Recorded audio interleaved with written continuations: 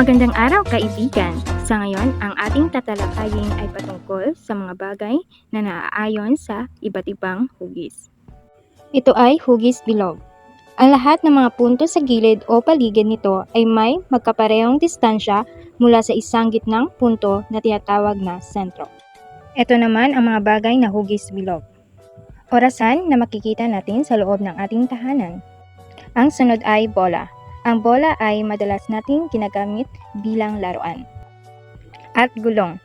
Ang gulong ay makikita natin sa bisikleta, sasakyan at motorsiklo.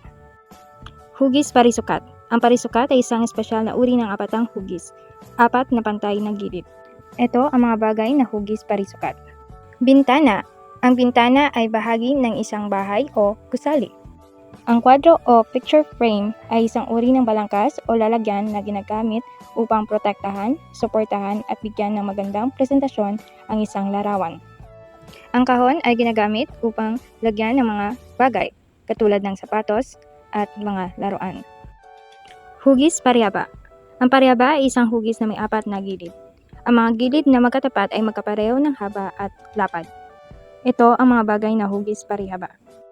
Ang bus ay isang malaking sasakyang pangkalsada.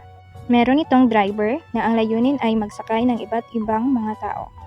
Ang higaan ay ginagamit natin tuwing tayo ay matutulog. Ang pisara ay makikita natin sa loob ng silid-aralan. Dito sumusulat ang mga guro at ang mga estudyante. Hugis tatsulok. Ang tatsulok ay isang sarado at patag na figura. Ito ay binubuo ng tatlong tuwid na gilid. Mayroon itong tatlong sulok kung saan nagtatagpo ang mga gilid. Ito ang mga bagay na hugis tatsulok. Ang tolda na tinatawag ding tent ay isang silungan na binubuo ng tela o iba pang material na nakatali sa lupa gamit ang mga lubid.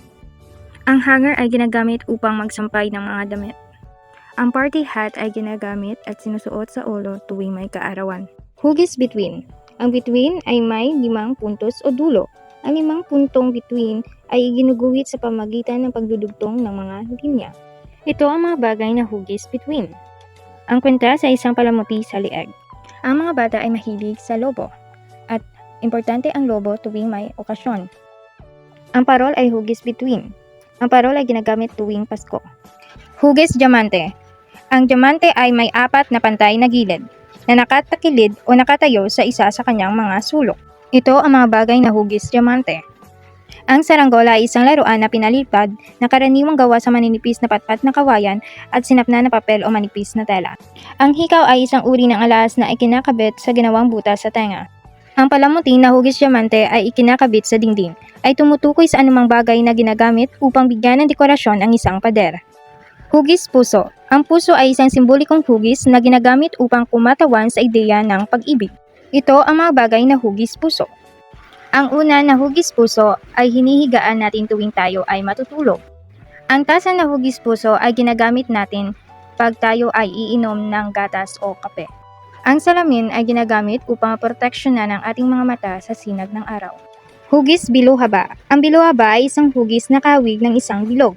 Ngunit ito ay pinahaba o pinaikot sa isang direksyon. Ito ang mga bagay na hugis biluhaba.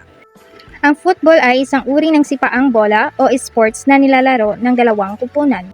Ang itlog ay isang uri ng pagkain mula sa ibon tulad ng manok.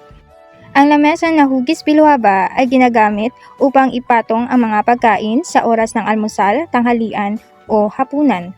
Hanggang sa muli!